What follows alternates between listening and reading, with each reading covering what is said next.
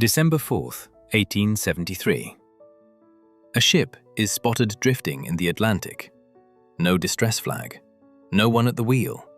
Just sails half raised, moving with the wind like a ghost.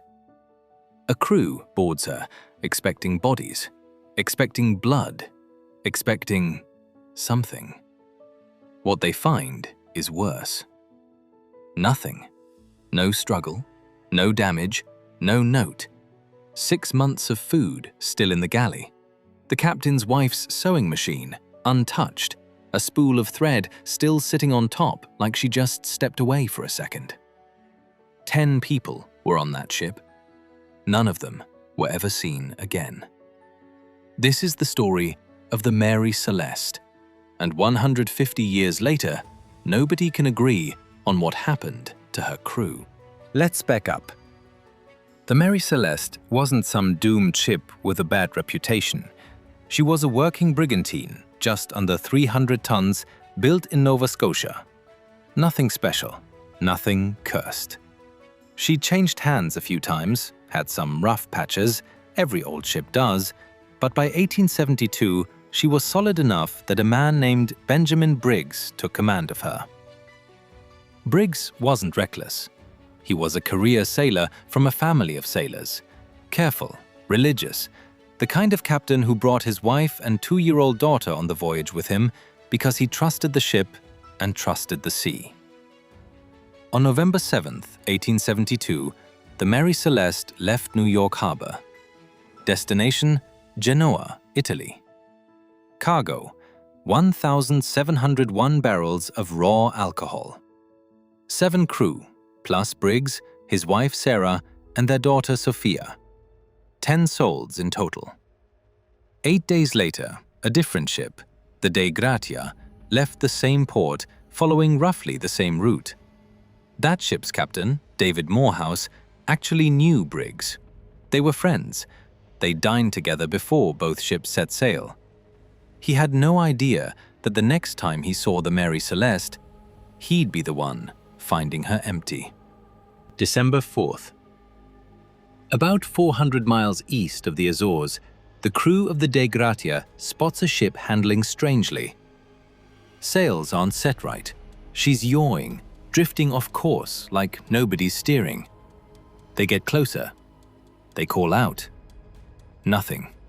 Morehouse sends 2 men aboard, his chief mate, Oliver DeVoe, and a second officer. What they find gets written into the official record, word for word, and it's the reason this case has haunted people for a century and a half. The ship is seaworthy. Not damaged, not sinking. The lifeboat is gone. But it looks like it was deliberately launched, not torn away in a storm. Below deck, there's about 3.5 feet of water in the hold. Not nothing, but nowhere near enough to sink a ship or force a healthy crew to abandon it. The cargo, those 1,701 barrels of alcohol, is mostly intact. 9 barrels are later found empty, but that's it. The crew's personal belongings are still there. Pipes, oilskins, a sailor's chest with money still inside. In the captain's cabin, Sarah Briggs's sewing machine, undisturbed, a child's toys. The ship's log, with the last entry dated 9 days earlier, November 25th, noting nothing unusual, just position, weather, routine. And the ship's clock and compass, both destroyed or displaced, like someone smashed them or they'd been knocked loose. One sword was found aboard, sheathed, with what investigators later described as possible faint stains, never confirmed as blood. That's it. That's the entire crime scene. No bodies, no blood, no sign of violence beyond that one ambiguous detail. No storm damage severe enough to explain an evacuation. 6 months of food and water still stocked. 10 people vanished from a ship that was, by every physical measure, completely fine to sail. Here's where it gets interesting. Because for 150 years, smart people have tried to solve this, and nobody's landed on an answer everyone believes. Theory 1. The alcohol fumes. This is the leading scientific explanation. Those barrels were holding raw, highly flammable industrial alcohol, not the refined stuff. 9 were later found empty. Some researchers believe fumes built up in the cargo hold, and when Briggs opened the hatch to check on it, he saw vapor pouring out. Maybe even thought he saw smoke, and panicked, believing the ship was about to explode. If you genuinely think your ship is seconds from catching fire, with your wife and 2-year-old daughter aboard, you don't wait around. You get everyone into the lifeboat, fast, and you tie a line to the ship so you can reboard once the danger passes. And that's the theory. The line snapped in worsening weather, and the lifeboat, with all 10 people in it, was cut loose from the only thing keeping them alive in the middle of the Atlantic. No pirates, no mutiny, no monster. Just a captain making the most reasonable decision he could with bad information, and paying for it with everything. Theory 2. A mutiny. Some point to the damaged compass, the missing lifeboat, and speculate the crew turned on Briggs and his family. But there's a problem. No evidence of struggle, no missing valuables, no blood beyond that one unconfirmed stain.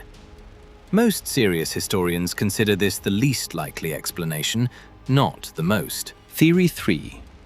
Piracy. Sounds dramatic, doesn't hold up. Pirates don't leave 1,701 barrels of valuable cargo and a sailor's chest full of money untouched.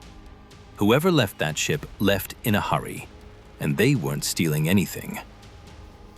Theory 4. Waterspout or freak weather event. Some researchers argue a sudden weather event could have briefly knocked the ship around, jammed the pumps, and made it look, to a frightened crew, like the ship was taking on water fast. Combined with the alcohol fumes, it's possible fear did the rest. And Theory 5. The one nobody likes, but has to be said. We simply don't know. The official inquiry in Gibraltar, led by a man named Frederick Solly Flood, actually became part of the mystery itself.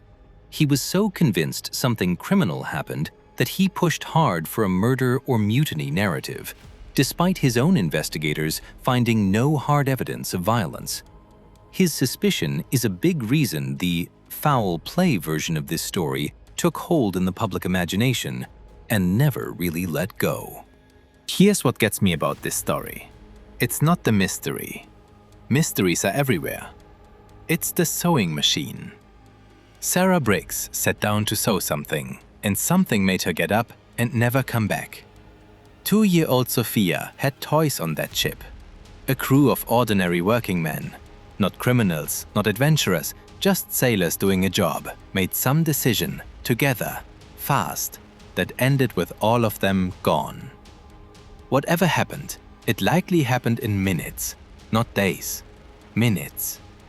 A decision made under pressure, by people who thought they were saving their own lives. And it didn't work. Somewhere in the Atlantic, there's still an answer. No wreckage tied to the lifeboat was ever found. No bodies ever washed ashore. 10 people just stopped existing, mid-sentence, in the middle of the ocean, and the ship kept sailing without them, like nothing happened at all. The Mary Celeste was eventually returned to her owners, repaired, and put back to work. She sailed for another 12 years under a string of increasingly bad captains and increasingly bad luck, before finally being deliberately wrecked off Haiti in an insurance fraud scheme in 1885, which, honestly, is almost too fitting an end for a ship this cursed by reputation, if not by fact. But the real story isn't the ship. It's the 10 people who were on it, and the 9 minutes, or 9 hours, or 9 seconds, nobody knows, where something went so wrong that all of them chose the open ocean over staying aboard. We'll probably never know exactly what happened on the Mary Celeste, but maybe that's why we're still talking about it 150 years later.